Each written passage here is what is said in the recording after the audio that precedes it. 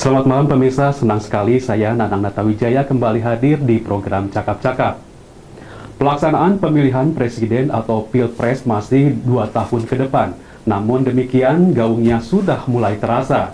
Sejumlah tokoh ada yang secara terang-terangan akan ikut berkontestasi dalam Pilpres mendatang. Ada pula tokoh yang tidak secara eksplisit akan mencalonkan diri, namun banyak diwacanakan oleh publik. Nama-nama seperti Ganjar Pranowo, Erlangga Hartarto, Anies Baswedan, dan beberapa sosok lainnya sering disebut-sebut sebagai bakal calon. Belakangan nama Deddy Mulyadi juga ikut disebut-sebut. Malah pada Senin 24 Januari lalu, sekelompok orang yang mengatasnamakan Jaringan Rakyat Indonesia atau JRI mendeklarasikan dukungan kepada DM untuk Pilpres mendatang. Selain itu, komunitas yang menamakan diri sebagai dulur Kang Deddy Mulyadi juga akan menggelar deklarasi pada 12 Februari. Apa esensi dari deklarasi tersebut? Tepatkah deklarasi dukungan digelar saat ini? Pemirsa, seberapa besar peluang DM untuk ikut dalam kontestasi Pilpres 2024? Kita akan membahasnya dalam Cakap-Cakap edisi malam hari ini. Dan pemirsa telah hadir di studio ada Bapak Deddy Suhardian, dulur Kang Deddy Mulyadi atau DKDM. Ya, selamat malam Kang Deddy Suhardian. Selamat malam. Assalamualaikum warahmatullahi wabarakatuh. Waalaikumsalam. Rampes. Sehat Kang? Alhamdulillah sehat. Ya, hatur nuhun sudah hadir di studio Cipta TV. Siap. Ya, baik. Di sebelah Kang Deddy Suhardian ada Bapak Azhar Aung. Beliau adalah seorang politikus Purwakarta. Ya, selamat malam Pak. Assalamualaikum warahmatullahi wabarakatuh. Selamat malam Kang Nana. Ya, selamat malam kembali Pak. Ya, Pak. terima kasih sudah diundang. Alhamdulillah ya Pak ya. Terima kasih juga sudah hadir di studio Cipta TV ya Pak. Iya, sering-sering aja ngundang. Baik pemirsa Cipta TV, di sambungan telepon juga sudah hadir ada Bapak Muhammad Iqbal dari JRI, Jaringan Rakyat Indonesia. Selamat malam Pak Muhammad Iqbal. Ya, selamat malam Kang Nanang. Assalamualaikum warahmatullahi wabarakatuh. Salam hangat dari saya, Pak Rasul. Ya, kebetulan beliau ini berada posisinya di Jakarta ya Pak. Ya, betul. Baik, terima kasih Pak. Langsung saja Pak nih ke Bapak langsung, saya langsung nanya ya Pak ya. Bisa diceritakan Pak tentang deklarasi pada Senin 24 Januari kemarin yang dihadiri berapa orang Pak? Ya. Pertama untuk deklarasi yang kami lakukan itu berbasis daripada teman-teman penggemar Kang Deddy Mulyadi, dan juga basisnya dominan adalah teman-teman di masyarakat digital yang memang saya sendiri adalah seorang penggiat media sosial. Saya sendiri adalah seorang YouTuber di kanal YouTube Satrio Kursido Library Channel, dan di situ kita memang concern dengan isu-isu politik, terutama terkait dengan capres di 2024. Kita melihat satu fenomena menarik adalah bahwa Kang Deddy Mulyadi sangat aktif, sangat beradaptasi dengan dunia digital gitu, bukan? Di mana saat ini masyarakat Indonesia, bahkan masyarakat dunia sendiri, itu semua tidak pernah lepas dari aktivitas di media digitalnya, baik di media sosial, seperti Facebook, YouTube, dan lain-lain gitu kan. Nah, dari situ kita melihat bahwa Kang Deddy Mulyadi ini ternyata punya subscriber yang luar biasa jumlahnya. Sampai hari ini sudah 3 jutaan orang yang mengikuti terus aktivitas beliau di media sosial, terutama di kanal YouTube-nya. Dan itu mungkin yang menjadikan Akang tergerak mendeklarasikan hal ini, Pak. Betul, dan ini jumlahnya jauh sekali subscribernya dengan dengan calon presiden lain yang namanya muncul di lembaga survei seperti itu, Kang Nanang. Ya, dan JRI ini ekspansinya di mana saja, Pak? Ya, JRI ini memang organisasi independen, hanya ada di Jakarta saat ini keberadaannya, tapi kita akan menyampaikan gagasannya. Sebenarnya kita tidak memperluas organisasinya, kita akan sampaikan gagasannya bahwa Kang Deddy Mulyadi adalah sosok yang tepat. Dalam artian tepat adalah sosok alternatif, sosok pilihan gitu. Saat ini kan kalau misalnya kita lihat pilihan lembaga surveinya, itu kan berputar di nama itu saja. Ketika dipaketkan tuh namanya itu juga gitu. Tentu juga ya. Nah, ini kita mau menghadirkan kepada masyarakat Indonesia bahwa ada alternatif lain dengan background politik yang luar biasa bagi kita, dengan latar belakang politik sebagai anggota legislatif saat ini posisinya, dan juga pernah sebagai anggota eksekutif, maksudnya sebagai bupati di level eksekutif, yang sewaktu dia menjabat 2 periode, masyarakat Purwakarta mengeluarkan Kang Deddy Mulyadi. Ya. Kak Iqbal, mungkin saya sudah paham apa yang dikatakan Bapak ya. Muhammad Iqbal, saya sudah paham apa yang dikatakan Bapak ya. Dan kita lanjut ke Kang Deddy Suhardian nih. Siap. Mungkin sama-sama mendukung dari deklarasi Kang Deddy Mulyadi ini ya, Kang Deddy Suhardian dari dulur Kang Deddy Mulyadi atau DKDM. Bagaimana Pak ceritakan apa sih DKDM itu Pak sebenarnya Pak? Baik, salam Kang Iqbal, salam kenal dari DKDM Sampurasun. Ya, awal mula dari terbentuknya DKDM itu memang semua berawal dari media. Iya. DKDM itu membuat sebuah grup di dalam media sosial Facebook. Itu dibuat oleh penggagasnya memang dari kami, cuman kita fokuskan ke salah satu orang itu di Kang Ferry dari Sukabumi. Dalam perjalanan dalam media sosial tersebut, DKDM semakin bertambah. Akhirnya memang DKDM itu tidak jauh berbeda dengan JRI. JRI ya itu ya. Kalau JRI mungkin dari pengikuti dari YouTube atau dari mana. Kalau ini kita dibungkus dengan istilahnya dengan grup Facebook, dengan sekarang jumlah anggotanya itu sekitar 135.000. Apakah hal itu menjadikan dasar akan Dasarnya saya untuk pertama dasar itu melihat dulu perkembangan grup tersebut.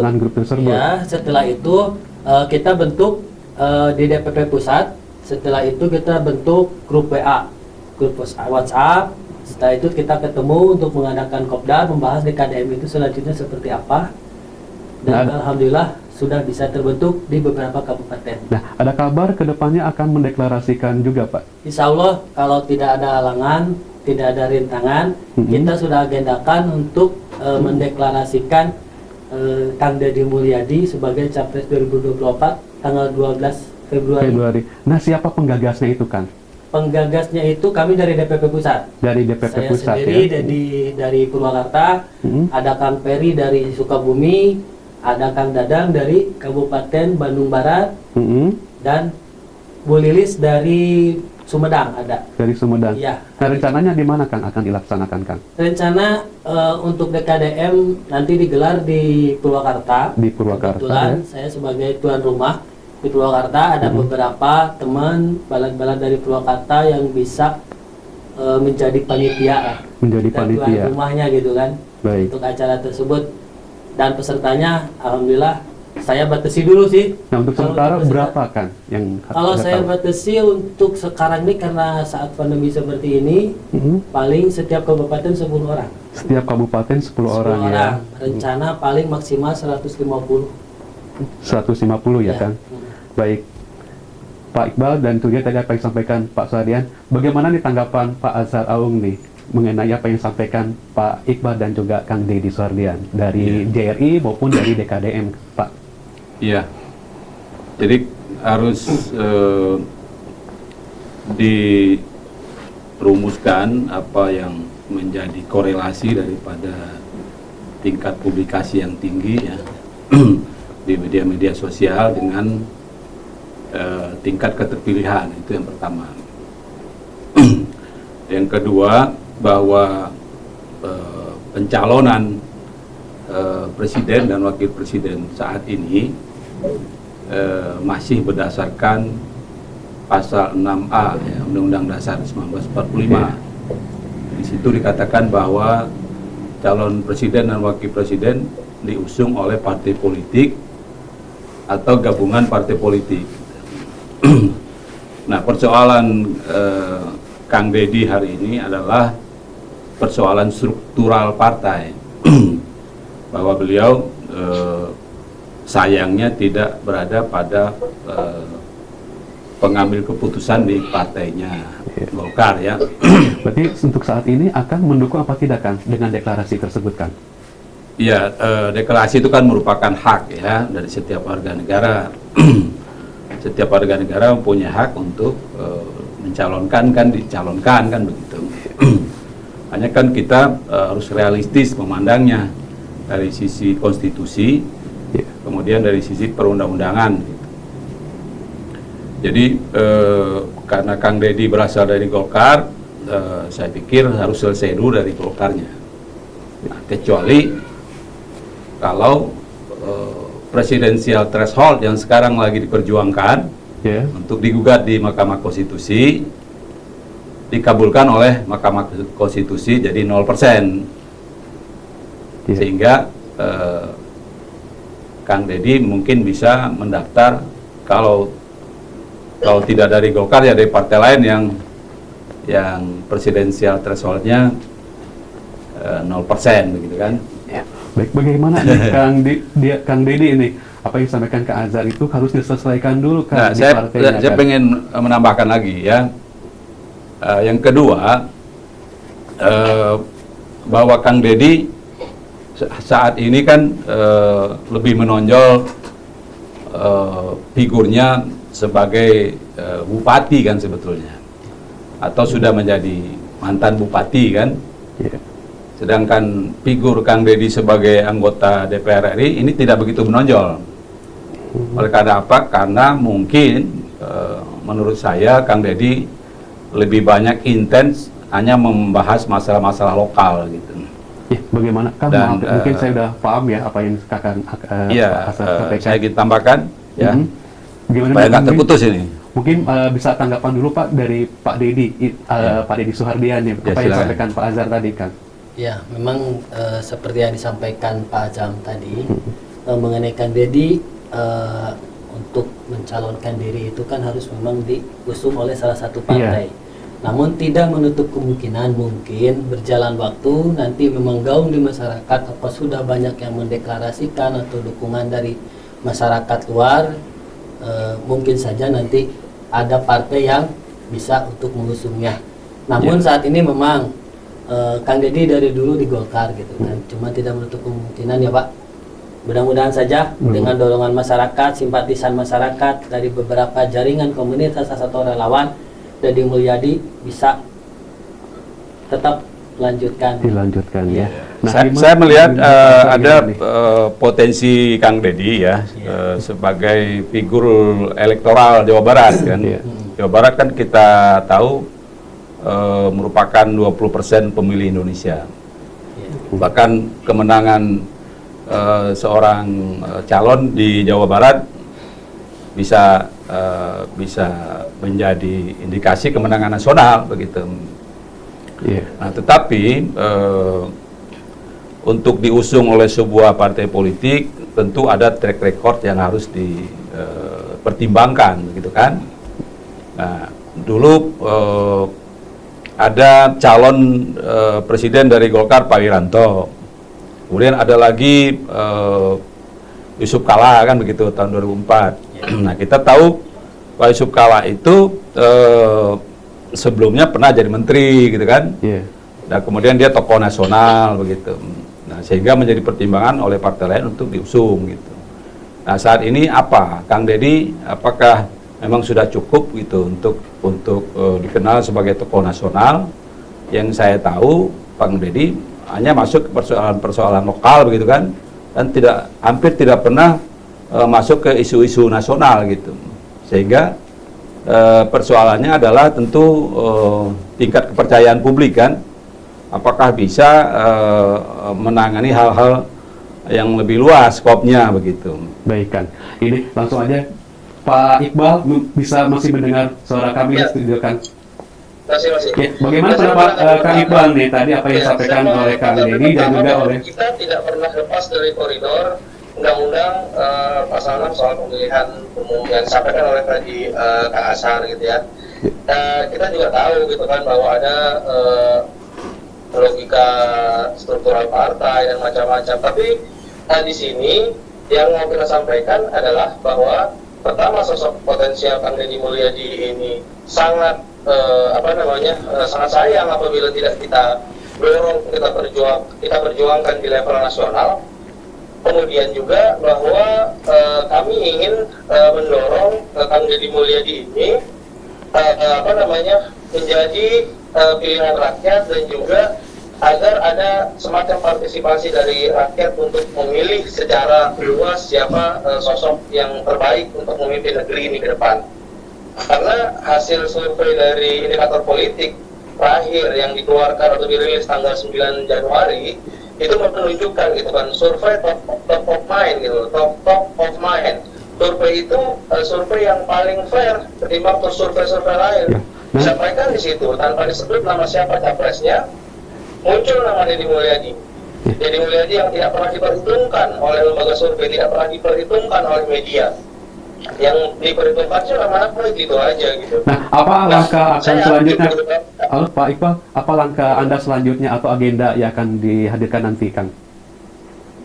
Oh ya, kami kan memang fokus di media digital, fokus di dunia maya. Kita akan perluas kampanye Kang Deddy sebagai Capres 2024 di media digital, di Facebook, di YouTube dan sebagainya. Kita berikan apa yang sudah menjadi kinerja Kang Deddy selama ini, aksi-aksi Kang Deddy selama ini. Kang Deddy Mulyadi cukup vokal, beliau di Komisi 4 DPR RI. Apakah itu sudah menjadi barometer, Kang? Persoalan-persoalan gampang. Beliau juga menguasai persoalan-persoalan deforestasi Ya. Halo Pak Iqbal. Dan itu kalau misalkan dilihat Pak Iqbal, halo Pak Iqbal. Tentang apa, komentar-komentar tentang apa, opini-opini Deddy Mulyadi. Ya, Pak Iqbal, bisa mendengar suara DPR RI. kami studio, Pak. Tahu loh bahwa ini sudah punya konsep Deddy Mulyadi untuk menjadi pemimpin Indonesia berikutnya. Baik Pak, barometernya itu menjadikan sebuah barometer, Kang. Gitu ya. Tadi Anda menyebutkan beberapa Facebook, ada YouTube, segala macam. Apakah itu menjadi sebuah barometer? Saat ini di situasi saat ini pastinya menjadi barometer, Kang Nanang. Karena kenapa saya bilang menjadi barometer? Ya memang pertama pemilu 2024 memang masih lama, tapi kan setidaknya kemarin sudah dikeluarkan informasi itu tanggal 14 Februari 2024 itu pemilihan umum. Artinya kalau masa perkenalan kampanye itu kurang lebih tidak sampai 2 tahun bahkan untuk memperkenalkan calon, dan kita ingin mengajak gitu kan, membangun logika partisipatif kepada seluruh masyarakat Indonesia. Baik, haturun khususnya Pak Iqbal, teman-teman media digital dan juga ya, Pak teman-teman Iqbal, lain untuk melihat bahwa ini adalah sosok alternatif. Ya, Pak Iqbal, terima kasih ya untuk informasi-informasinya, tanggapan-tanggapannya. Nah, kita akan break dulu sebentar ya, Kang ya. Baik, pemirsa jangan kemana-mana, kami akan kembali sesaat lagi.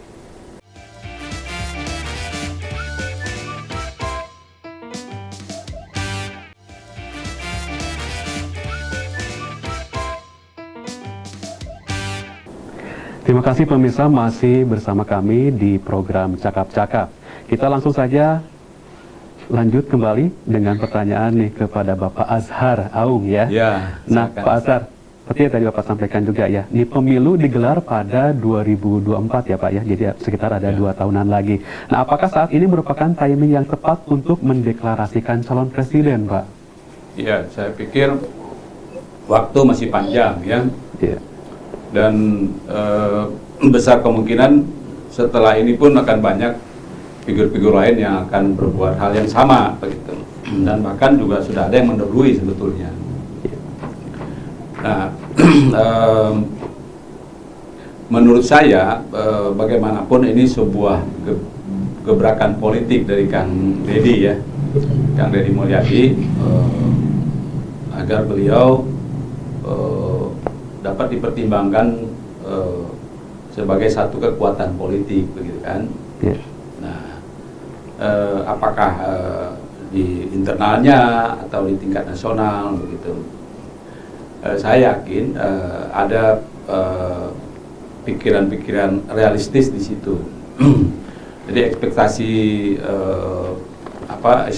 sebagai seorang calon presiden tetap ada, tetapi tentu ada sesuatu yang harus dipahami secara realistis kan. Nah, Yang kedua, ini yang penting ya menurut saya, bahwa kiprah Kang Deddy sebagai mantan bupati atau sekarang sebagai anggota DPR RI, ini tentu juga akan di flashback ya oleh lawan-lawan politiknya. Gitu. Apakah ini tidak terlalu dini, Pak? Ya justru itu ini kan terkait dengan waktu, ya. Jadi biasanya satu gerakan kalau terlalu cepat digulirkan, ini akan tererosi oleh waktu juga kan, kecuali yang bersangkutan dapat bertahan lebih lama kan begitu. Jadi persoalan pemenang itu bukan siapa yang kuat, tetapi adalah siapa yang bisa bertahan lebih lama. Gitu. Yang bertahan lebih lama ya Kang ya. Baik, mungkin ada tanggapan dari Pak Iqbal apa yang disampaikan Pak Azhar, Pak? Iya, saya mau menanggapi begini. Kita jangan membalikkan logika kita dalam membangun negara ini seperti itu, Kang Nanang. Maksud saya adalah memang logika demokrasi kita menggunakan partai untuk maju sebagai calon presiden, apalagi memang saat ini juga ada electoral threshold yang 20% itu yang memang sangat membuat banyak calon akhirnya memiliki kemungkinan kecil untuk bersaing atau bertarung di level pencapresan ini seperti itu. Tapi jangan negara ini diberikan keputusannya kepada segelintir orang yang ada di partai saja. Tapi harusnya partai itu, ini himbauan saya kepada seluruh partai begitu ya, tapi melihat, mengakomodir apa yang diinginkan oleh rakyat, mengakomodir apa yang diinginkan oleh masyarakat gitu. Siapa tokoh-tokoh yang dilihat rakyat dekat dengan kesehariannya, siapa yang dilihat oleh rakyat memang tokoh yang memang cocok dan bisa diterima oleh mereka, itulah sosok sebenarnya seorang pemimpin begitu loh. Dan kita juga mau melihat, kita ingin mengulangi sejarah logika atau sejarah pada 2014 lalu di mana Jokowi waktu itu tidak dikenal oleh siapapun atau tidak tidak diunggulkan oleh mungkin seluruh seluruh orang gitu ya bakal menjadi presiden di 2014 karena beliau dari daerah, sosok sederhana macam-macam, tapi rakyat melihat bahwa itulah figur yang memang ingin dijadikan sebagai pemimpinnya, figur yang dielulukan oleh rakyat pada waktu itu. Dan saat ini kita ingin mendorong bahwa Deddy Mulyadi dengan figurnya yang begitu sederhana, sosoknya yang begitu baik dilihat oleh rakyat, khususnya orang-orang di Jawa Barat dan di Purwakarta yang sudah merasakan 10 tahun, 2 periode, kemudian dia memiliki citra yang sangat baik. Ini sangat sayang apabila tokoh karismatik sebaik Kang Deddy Mulyadi ini tidak kita dorong untuk di level nasional sebagai seorang tokoh, bahkan sebagai Terus seorang tadi mungkin presiden Kak Iqbal tadi apa yang disampaikan Kak Azhar juga kan untuk sementara ini Kang Deddy Mulyadi hanya populer di mengangkat isu-isu lokal saja, belum nasionalnya. Itu gimana Kang? Tanggapan akan isu nasional di DPR, beliau sudah mengangkat soal tambang ilegal, kemudian soal dampak-dampak dari pembalakan hutan, bahkan terakhir kemarin di Garut beliau juga turun langsung seperti itu. Itu kan walaupun tempatnya di Jawa Barat, tapi itu isu nasional di mana saat ini banyak sekali dampak-dampak dari pembalakan hutan, dampak-dampak dari banjir, kemudian longsor. Dan itu memang jadi space pekerjaan beliau di Komisi 4 DPR RI gitu loh. Beliau memahami, beliau tahu gitu kan bagaimana alur persoalan yang terjadi soal dampak-dampak lingkungan, hutan dan sebagainya. Memang kalau secara kinerja atau mungkin kalau spesifik lagi dilihat di akun YouTube-nya, memang hanya di sekitaran Purwakarta atau Jawa Barat saja beliau saya mungkin sekarang mau beralih ke Kang Deddy Suhardian ya, Pak Iqbal ya, maaf ya. Pak Iqbal bisa Anda tanggapannya dari Pak Azhar yang tadi sampaikan, Pak Kang? Dari Kang Pak Iqbal. Maksudnya dari Kang Azhar gitu ya, maaf. Ya memang untuk saat ini masih ada waktu untuk 2 tahun ke depan kurang lebih untuk Capres 2024. Namun kembali tadi tidak menutup kemungkinan berjalan dengan waktu karena memang beliau ya untuk di lokal sih memang kegiatan beliau di lokal, namun cuman masa sekarang ini kan zaman digitalisasi Pak, mungkin seluruh Indonesia sudah melihatnya. Ya. Kebetulan saya juga memantau untuk pergerakan media sosial di Facebook dulu Kang Deddy Mulyadi. Dulu Kang Deddy Mulyadi. Itu berasal dari Papua, dari Kalimantan, dari mana banyak yang info ke saya gitu kan, bahwa ayo kita dukung bareng-bareng Kang Deddy Mulyadi untuk jadi Presiden 2024. Artinya dengan adanya video YouTube tersebut, seluruh nasional sudah ada. Sudah ada, bisa ya. melihat giat Kang Deddy Mulyadi itu seperti apa gitu kan. Baik. Ya. Jadi Gimana, Kang Azhar? penggiringan Kang Deddy ini kalau bisa hanya jangan hanya di tingkat Jawa Barat, begitu kan? Karena kalau di tingkat Jawa Barat saja mungkin elektoral Ridwan Kamil lebih tinggi kan ya. Ridwan Kamil sebagai gubernur dan bahkan dianggap berhasil menangani isu-isu strategis begitu kan, yang merupakan indikator nasional kan begitu. Kemudian Kang Deddy kalau untuk Jawa Barat mungkin ada segmen tertentu yang bisa mewakili Kang Deddy gitu kan, yang diwakili oleh Kang Deddy. Tetapi akan lebih baik kalau melintas ke daerah lain yang lebih luas, yang isu-isunya itu adalah isu-isu strategis begitu. Jangan mengambil isu-isu eksklusif seperti lingkungan hidup, soal air dan soal tata kelola lingkungan dan lain itu menurut saya kurang populer ya. Kemudian katakanlah Kang Deddy bisa melompat begitu kan. Nah, tentu harus ada kekuatan ekstra yang bisa mendukung ya. Sekelas Jokowi saja harus jadi gubernur dulu, didukung oleh PDIP, Partai Nasdem begitu kan, dan didukung oleh Yusuf Kala yang menguasai Indonesia Timur gitu. Contohnya seperti apa, Kang, persoalan ekstra itu, Kang? Ya, Bisa pertama gerakan massal gitu kan, yang masif tentang viralnya Kang Deddy gitu, secara sosial, yang viralnya itu harus menyangkut hal-hal strategis gitu, yang diakui dan diterima oleh masyarakat, ya kan? Tren apa hari ini yang dapat diterima oleh masyarakat Indonesia secara umum gitu kan? Itu kan harus dipikirkan gitu. Ya. Mungkin itu akan berpengaruh, Kang, dari dukungan yang tadi deklarasikan ini terhadap popularitasnya dari Kang DM ini. Gimana tanggapan Bapak, Pak Azhar dan juga Kang Deddy juga? Ya, dukungan apa maksudnya? Kan Kang Deddy Mulyadi popularitas dengan beberapa dukungan deklarasi itu, Kang. Ya. Bagaimana tanggapan Bapak, Kang?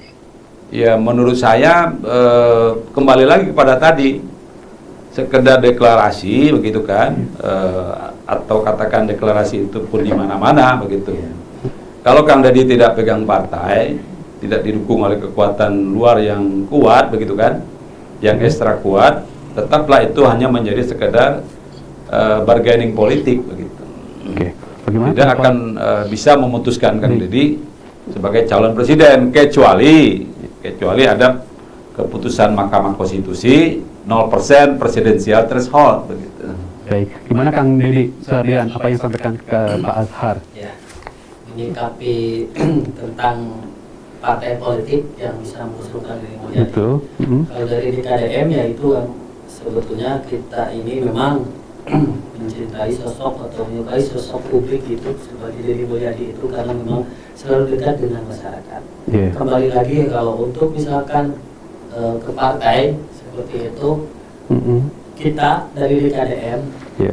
selalu siap untuk mendorong Deddy Mulyadi menjadi Saya capres. pikir Kang Nana, hari ini ada gerakan masyarakat yang sudah teredukasi ya soal akses kepada calon presiden, pencalonan presiden begitu. Baik. Yang menggugat Mahkamah Konstitusi untuk membatalkan undang-undang tentang syarat pencalonan presiden yang 20% menjadi 0% itu. Yeah. Saya pikir kalau Kang Deddy memang ada niat begitu kan, berharap dari Golkar, menurut saya hari ini nggak mungkin begitu ya. Yeah. Satu hal yang impossible begitu. Lebih baik perjuangkan sama-sama, kita berjuang di Mahkamah Konstitusi. Bagaimana tanggapan Pak Iqbal nih, harus takutnya ke Mahkamah Konstitusi kan? lagi-lagi saya tidak mau terjebak di dalam logika konstitusi yang pada akhirnya membuat negara ini diberikan kepada segelintir orang saja. Saya ingin menyampaikan bahwa pertama untuk isu-isu yang lingkungan bagi saya itu isu yang populer. Kita bicara soal lingkungan, kita bicara soal bagaimana saat ini HGU kita itu sangat tidak jelas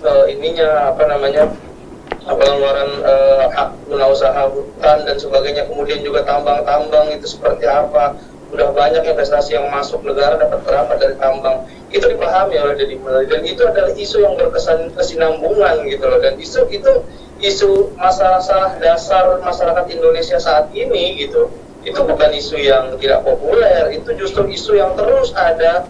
Dan kalau kita lihat di wilayah timur Indonesia sana banyak sekali ya tambang-tambang kita itu yang dikuasai oleh asing, dan Indonesia mungkin mendapat hanya beberapa persen saja, dan itu harus segera diperbaiki, dan itu hanya bisa diperbaiki lewat kebijakan itu yang akan mengeluarkannya apabila presiden yang memahami hal-hal seperti itu yang akan bisa menyelesaikan persoalan carut-marutnya tambang-tambang yang ada di Indonesia, termasuk menurut saya Kang Iqbal satu lagi Ya, Pak Iqbal bisa mendengarkan suara kami.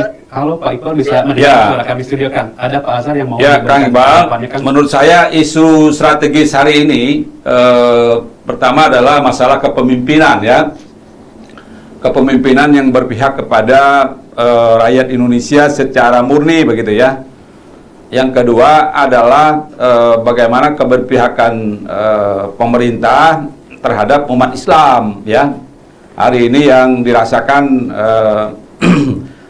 mulai terdesak begitu ya oleh kebijakan-kebijakan dan sikap perlakuan dari pemerintah penguasa terhadap umat Islam Indonesia. Ini menurut saya isu-isu strategis ya yang hari ini. Karena masalah kepemimpinan juga menyangkut kepada sikap bagaimana pengelolaan lingkungan, bagaimana pengelolaan sumber daya alam dan lain-lain. Nah, yang hari ini cenderung mengabaikan hak-hak bangsa begitu kan, sehingga lebih reseptif terhadap investasi asing gitu. Investasi. Iya. Baik. Bagaimana Kang? Saya sebelum masuk ke apa yang disampaikan oleh Kang Azhar, saya ingin menyampaikan juga bahwa kami dari Jaringan Rakyat Indonesia dan juga sebagai penggiat akun YouTube Satrio Bushido Library, kita memang fokus untuk memperkenalkan Kang Deddy Mulyadi ini di luar Jawa Barat. Kita sudah punya jaringan-jaringan dengan teman-teman di wilayah Sumatera, wilayah Kalimantan, gitu kan, Jawa Tengah, Jawa Timur. Artinya kita akan perkuat, kita perkenalkan lagi Deddy Mulyadi ini, sosok-sosoknya dan juga capaian-capaian dia sebagai seorang calon presiden di 2024. Saya dan kami juga yakin bahwa dengan apa yang ditampilkan di YouTube Kang Deddy Mulyadi itu bukan pencitraan, itu adalah satu kebiasaan seorang sehari-hari, seorang pembicara, itulah kebiasaan yang baik. Kemudian di luar dari itu, tadi yang disampaikan oleh Kang Azhar terkait isu nasional ya kalau soal Islam hari ini, ya kita juga memang melihat bahwa pertama kita tidak ingin terjebak lah ya di soal-soal isu-isu keagamaan, isu-isu ras, isu-isu politik agama yang hari ini mungkin ada di depan mata kita. Tapi bagaimana menyelesaikannya itu secara kebangsaan, itu yang paling penting. Bagaimana sosok yang hadir, yang muncul itu bisa menyelesaikan, karena dulu juga founding father kita juga kan bisa menerima gitu. Baik, Kak Iqbal. Nasionalisme, membangun negara Kesatuan Republik Indonesia ini. Baik, Kak Iqbal. Halo Kak Iqbal. Umat beragama menghargai cara beribadah masing-masing umat beragama gitu, walaupun Kak Iqbal. Baik, saya mungkin langsung ke halo Pak Iqbal. Islam juga kan punya satu ayat, lakum dinukum waliyadin. Bagimu agamamu, bagiku agamaku. Baik. Itu sudah jelas. Ya, baik. Apa yang disampaikan Akang Kak Iqbal, kita sudah jelas ya Kang ya. Halo Kak Iqbal, bisa dengar suara kami. Ya baik, bagaimana tanggapan Pak Deddy Suharian apa yang disampaikan Pak Azhar tadi? Yang mengenai isu saya- tadi, mengenai tadi yang disampaikan. Ya kembali kayak tadi Pak, ini saya sebetulnya sepaham. Ini sebetulnya sama tidak? Sama JRI, DKDM itu tidak jauh berbeda isu-isu. Iya. Menanggapi hal seperti itu ya sama aja sih, itu-gitu doang menurut saya. Iya. Sama. Baik, yang mendorong Akang mendeklarasikan ini apa sih dasarnya, Kang?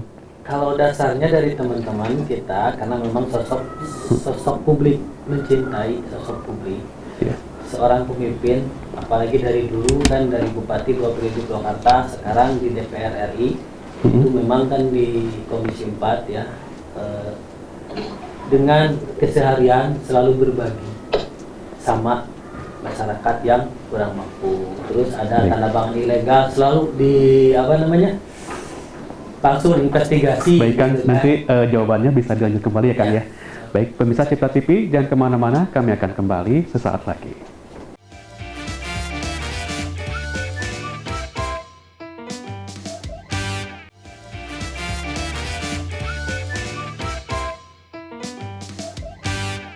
Terima kasih pemirsa masih bersama kami di program Cakap-Cakap. Baik, kita lanjut kembali percakapan kami dengan beberapa narasumber yang tadi sudah kita ada beberapa tanggapannya. Dan ada Pak Azhar juga, lanjut kembali Pak, mengenai apa yang akan kami sampaikan nih ya. Di sini ada beberapa partai yang nanti mengusung. Menurut Anda apakah DM sudah layak jika ikut kontestasi Pilpres, Pak? Ya kalau kelayakan, Kang Deddy punya pengalaman, ya kan. Kemudian Jawa Barat memang sudah waktunya memunculkan figur-figur ya untuk bertarung di tingkat nasional.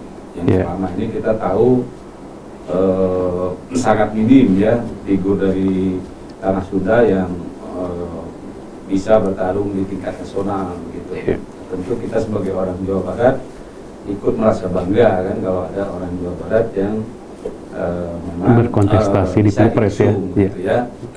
Nah, tentu persoalannya adalah persoalan aturan organisasi partai, persoalan konstitusi, kemudian persoalan politik, persoalan dukungan. Nah, ini kan yang harus diselesaikan atau diantisipasi terlebih dahulu. Nah, sebagai anggota partai politik yang tentu partainya sudah menyatakan keputusan terhadap pencalonan presiden dari Partai Golkar siapa begitu kan? Setahu saya Erlangga Hartarto kan begitu, yang sudah diusung kan secara resmi.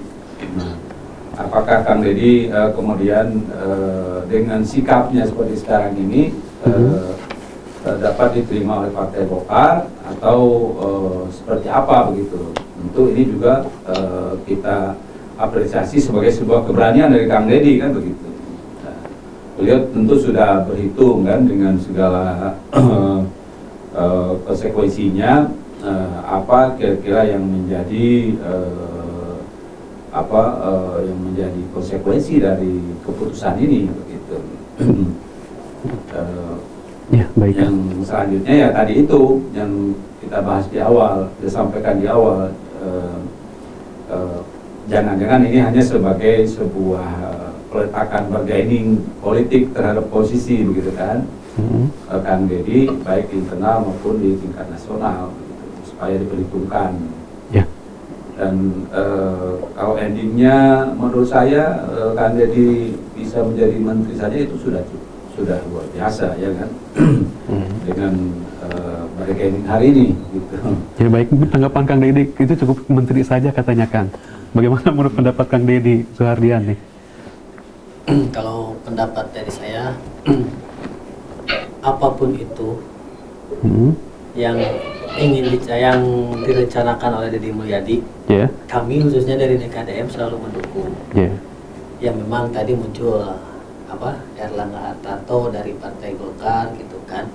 Adapun mungkin Deddy Mulyadi saya yakin kalau beliau itu kalau sudah bisa, udah saatnya pasti bakal tetap ya mencalonkan diri apapun itu. Saya sedikit banyak saya memang dari dulu mengetahui lah beliau. Baik, akan mendeklarasikan DKDM ini, apakah sebelumnya sudah menghubungi beliau, Kang? Kalau untuk acara ini kami belum sejauh itu untuk acara deklarasi mendukung Deddy Mulyadi belum. Kenapa tuh, Kang?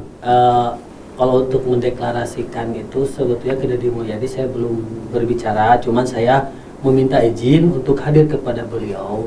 Kami DKDM Pusat mau mengadakan acara di Purwakarta tanggal 12, itu acara silaturahmi DKDM Pusat. Iya, bagaimana tanggapannya beliau? Tanggapan Kang Deddy Mulyadi, alhamdulillah dengan terbentuknya relawan DKDM ini cukup bagus, baik, cukup welcome Deddy Mulyadi dan mendukung. Ya udah silahkan adakan acara, insya Allah saya hadir ketika agenda tidak ada gitu kan. Oke. Kecuali ada agenda yang mungkin dengan kerja-kerja sebagai sekarang anggota dewan gitu. Insya Allah Deddy Mulyadi hadir. Oke. Ya. Baik. Nih kembali lagi ke Pak Iqbal nih. Pak Iqbal, tadi apa yang disampaikan Pak Azhar itu cukup hanya di sebatas menteri saja, Kang. Gimana, Kang, tanggapan akan? Iya. Kalau di kami sebenarnya optimisme itu harus dibangun, Kang Nanang. Optimisme harus dibangun dan juga usaha ikhtiar itu harus dilakukan, gitu kan. Kita tidak ingin meletakkan beliau hanya sebatas di posisi itu saja, gitu kan. Artinya kalau memang ada jalan untuk posisi yang lebih tinggi dari sebatas posisi yang tadi disampaikan, gitu kan, dengan perjuangan kita, dengan optimisme kita, dengan usaha yang kita lakukan, tentu kita akan pilih posisi yang terbaik, gitu kan. Dan kita saat ini menyuarakan dan memastikan bahwa kami dari JRI dan juga teman-teman di daerah itu akan menyuarakan, menyampaikan bahwa posisi kita adalah Capres 2024 untuk Kang Deddy Mulyadi. Kan sebelumnya kan sudah ada Pak Erlangga Hartarto, Kang. Gimana, Kang? Di ujungnya ada halo, Kang. politik, ya itu kan bukan rahasia kita, gitu kan. Kan ada Pak Erlangga Hartarto, itu gimana, Pak? Ditakdirkan oleh Allah Subhanahu wa Ta'ala, Tuhan yang Maha Kuasa, memang di posisi-posisi itu ya kita di luar dari domain kita sebagai manusia biasa, kan begitu. Kang Nanang, kita hanya berusaha aja kan seperti itu. Yang pasti kami atau kita harus berani untuk bersuara dan mengambil peran, mengambil posisi dalam demokrasi struktural atau demokrasi prosedural saat ini, gitu kan. Sehingga masyarakat juga bisa kita suguhkan untuk calon-calon alternatif untuk presiden ke depan. Jadi jangan hanya calon yang itu lagi, seperti itu. Jadi ini yang mau kita hadirkan, memberikan warna di dalam Pilpres di 2024 nanti. Gitu. Ya, baik Pak Iqbal, tadi kan disampaikan Pak Azhar juga kan ada Pak Erlangga Hartarto. Bagaimana kalau capresnya ada dua gitu, Pak? Oh iya, kalau soal itu pertama saya tidak ingin terjebak lah di dalam logika internal Partai Golkar yang saat ini lewat Rapimnasnya sudah memilih Bapak Erlangga Hartarto sebagai calon presiden yang diusung. Kita menghargai, kita menghormati, kita sangat respect dengan posisi Golkar saat ini. Namun kita hanya melihat ada satu sosok, sebenarnya bukan melihat dari sisi Golkar, tapi dari sisi sosok masyarakat Jawa Barat saat ini, yang memang selama ini seperti tadi juga disampaikan oleh Pak Azhar, bahwa 20% suara Jawa Barat itu menguap ke calon-calon lain, gitu kan.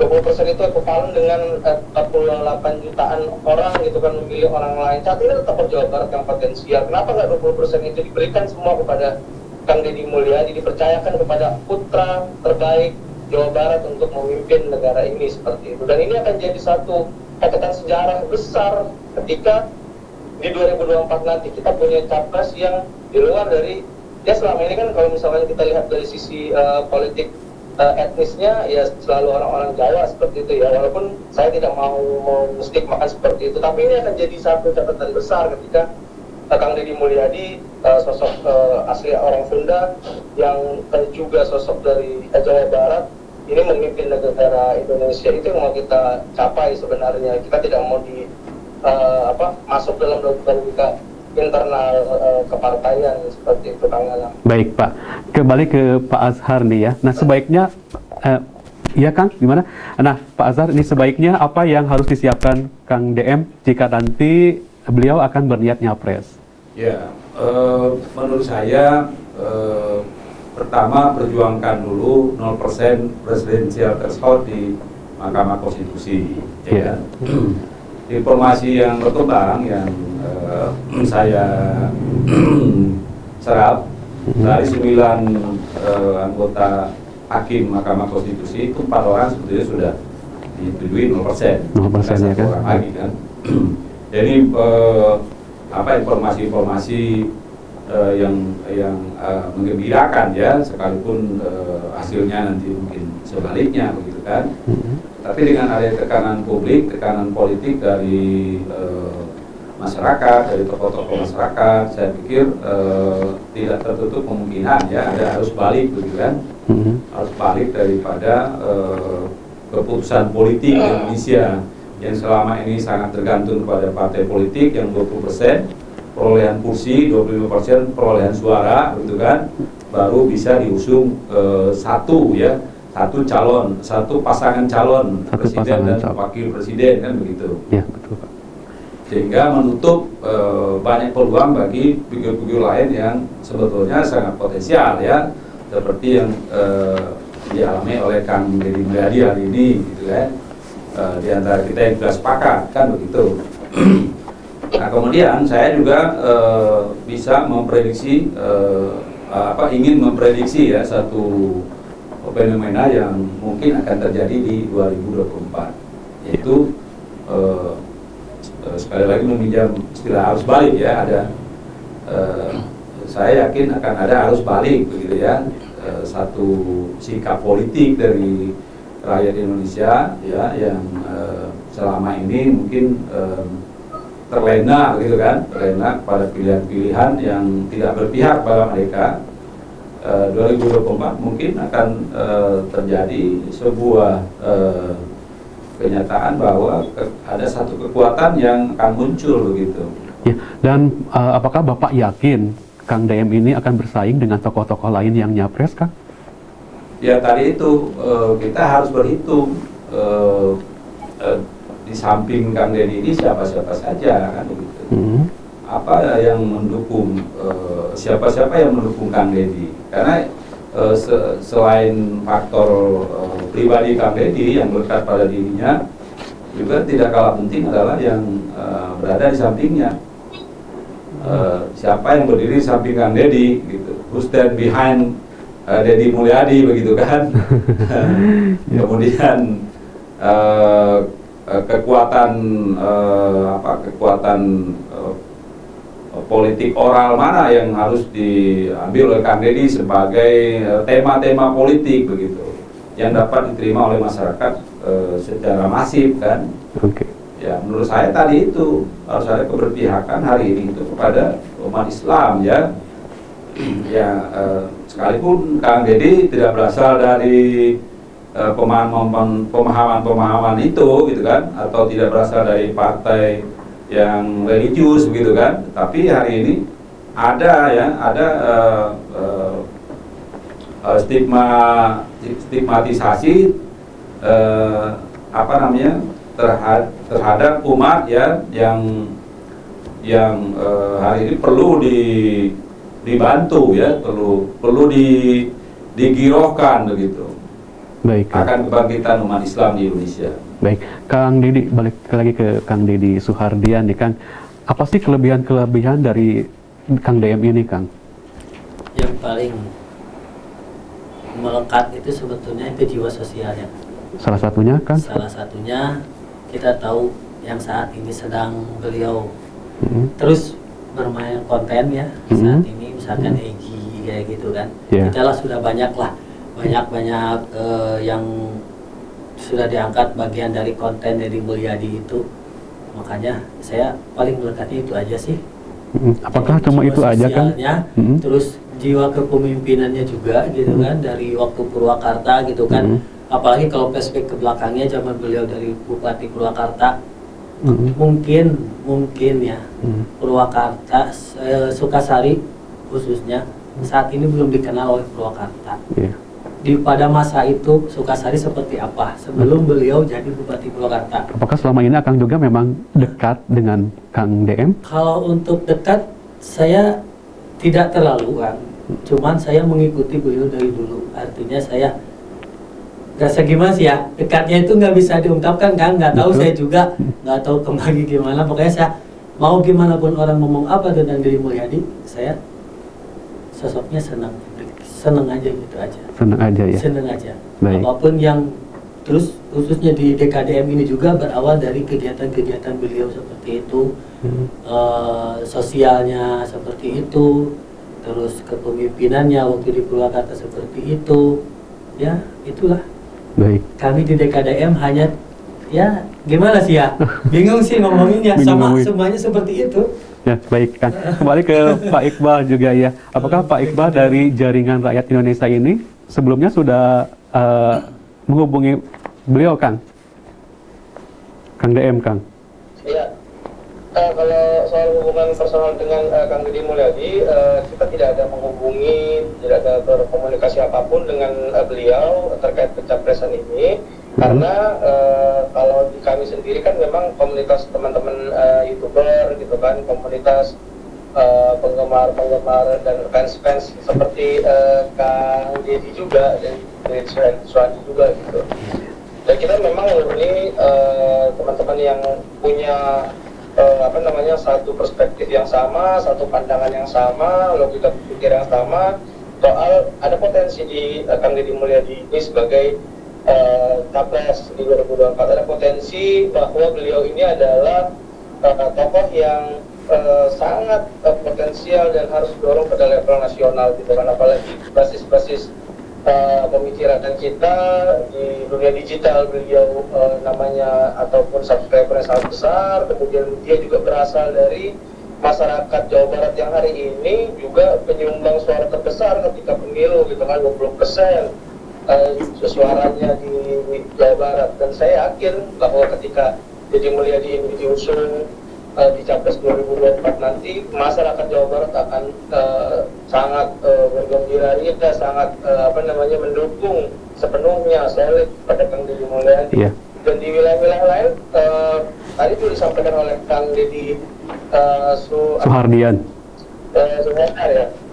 Suhardian. Juga bahwa ada wilayah-wilayah lain menghubungi ke grup mereka gitu kan, dari Papua, dari Kalimantan, mereka banyak yang menyaksikan, sudah melek terhadap dunia digital, melihat bahwa ada ketulusan di dalam diri Deddy Mulyadi ini dan kepada masyarakat untuk menolong, untuk membantu. Itulah sosok pemimpin yang sebenarnya dilihat secara sederhana oleh masyarakat. Jadi saya yakin optimis gitu. Maka optimisme itu harus dibangun gitu kan. Walaupun misalnya saya hari ini mendeklarasikan dari Jakarta, kemudian saya akan bangun jaringan dengan teman-teman di luar Jawa Barat, di Jawa Timur, Jawa Tengah, kita perkenalkan. Kita tidak boleh pesimis dengan itu. Masyarakat Jawa Barat apalagi saya ajak seluruhnya. Seperti kita menggulirkan bola salju begitu. Baik. Kang. Semakin lama kita perkenalkan, maka akan semakin besar orang mengetahui siapa sosok. Baik, Kang Iqbal, terima kasih. Saya yakin dari situ kita Pak Iqbal bisa dengar suara kami, Kang Iqbal. Alternatif atau sosok pemimpin baru di 2024 Iya, nanti. baik. Iya, atur nuhun Kak Iqbal ya. Baik, langsung saja Kak Iqbal, barangkali ada closing statement-nya karena keterbatasan waktu juga kita di segmen terakhir. Oh iya. Baik, untuk di closing statement yang saat ini saya akan menyampaikan sederhana saja, simpel saja, bahwa Deddy Mulyadi ini adalah sosok potensial. Deddy Mulyadi ini adalah sosok yang harus sama-sama kita usung di 2024 nanti sebagai calon presiden Indonesia. Kenapa saya bilang sosok potensial? Karena beliau punya track yang baik. Secara personal juga masyarakat Indonesia bisa melihat dari akun YouTube Kang Deddy Mulyadi Channel itu sangat terdekat, bahkan tidak ada batas dengan masyarakat. Itulah sosok sederhana yang diidam-idamkan oleh masyarakat Indonesia sebagai seorang pemimpin. Terutama masyarakat Jawa Barat khususnya, saya yakin gitu loh, begitu Kang Deddy Mulyadi ini naik namanya, dan semua saudara-saudara saya di Jawa Barat pasti akan mendukung full, penuh, solid untuk Kang Deddy Mulyadi. Jadi suara 20% ini, suara masyarakat Jabar yang 20% ini jangan lagi menguap kepada tokoh-tokoh lain. Semua disalurkan, diberikan kepada Deddy Mulyadi, dan juga nanti pastinya ketika masyarakat Jawa Barat sudah solid, sudah terlihat, apalagi kemarin ada aksi yang arteri dahlan terhadap masyarakat Sunda, ini akan membuat masyarakat Jawa Barat lebih solid lagi saya rasa. Baik, Kang. Kalau Ya. yang besarnya saja sudah solid, makanya akan jadi magnet wilayah-wilayah lain Ya. untuk memilih Kang Deddy Mulyadi. Jadi dengan keyakinan, dengan optimisme kita dan dengan doa dari seluruh masyarakat Indonesia. Baik, Pak Iqbal, kita yakin beralih ke narasumber lain, Kang. Halo, Kang. Setelah itu sisanya ya tinggal Allah yang akan menakdirkan semuanya. Seperti Baik, itu, Kang. terima kasih Pak Iqbal. Ke Pak Azhar, bagaimana Kang terakhir pesan-pesan yang disampaikan? Ya, bagaimanapun Kang Deddy Mulyadi punya kekuatan untuk menjadi calon presiden, begitu ya. Tidak terlepas daripada kekuatan-kekuatan politik tadi kan. Partai politik, kemudian yang sekarang kita tunggu adalah keputusan Mahkamah Konstitusi. Yang kedua, yang tidak kalah pentingnya adalah Kang Deddy harus menyampaikan harapan-harapan untuk masyarakat Jawa Barat, ya. Apa yang menjadi ekspektasi dari masyarakat Jawa Barat selama ini, bila mana Kang Deddy menjadi presiden, begitu kan? Hal apa yang akan didapatkan oleh Jawa Barat, begitu ya? Yang selama ini mungkin tidak terlalu berpihak, ya, dari sisi anggaran, ya, dari sisi kebijakan kepada Jawa Barat, ya. Kemudian potensi apa di Jawa Barat, yang ketiga ya, potensi apa di Jawa Barat yang akan dibangkitkan oleh Kang Deddy Mulyadi seandainya menjadi presiden. Baik. Nah, ini tentu tentu perlu eksplorasi, ya, informasi-informasi tentang potensi-potensi Jawa Barat yang selama ini terpendam, begitu kan? Sehingga dengan adanya harapan-harapan itu, ya mudah-mudahan Kang Deddy mendapat dukungan dari masyarakat Jawa Barat secara mayoritas kan. Nah, karena orang Jawa Barat, orang Sunda terutama, ya, tidak hanya ada di Jawa Barat, banyak juga di Jakarta, di Banten, bahkan di seluruh Indonesia, seluruh dunia gitu. Baik. Nah, dukungan ini bagaimana caranya untuk merangkulnya, yaitu dengan memberikan harapan-harapan tadi, ya. Ya, baik Pak Azhar, ya, karena waktunya terbatas juga, kembali ke Kang Deddy Suhardian, kan mungkin agak sedikit bercepat juga ya Kang, ya, karena Siap. waktu terbatas. Ya, kalau untuk harapan kami dari DKDM, Ya.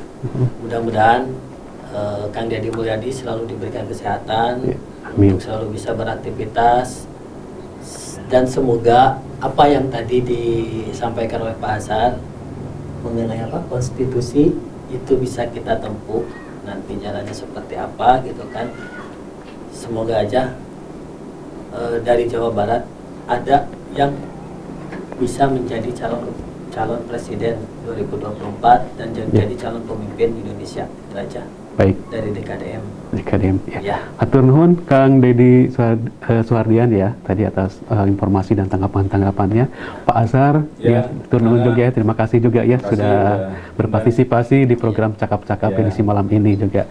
Dan juga di sambungan telepon juga ada Pak Muhammad Iqbal juga yang ada di Jakarta juga. Ya, selamat malam ya Pak Iqbal. Sama-sama Ya. kepada Kang Narang, kepada teman-teman Cipta TV. Ya, terima Kang kasih. Iqbal. Salam Kang Iqbal. Salam. Salam. Terima kasih Kang Azhar, terima kasih Baik. Kang Deddy. Baik, terima kasih semuanya ya. Semoga sehat-sehat selalu ya. Baik, pemirsa Cipta TV, demikian program Cakap-Cakap edisi malam hari ini. Saya Nanang Natawijaya beserta kerabat yang bertugas pamit undur diri. Tetap patuhi protokol kesehatan COVID-19 dan jangan lupa selalu gunakan masker. Terima kasih dan sampai jumpa. Cipta TV selalu di hati.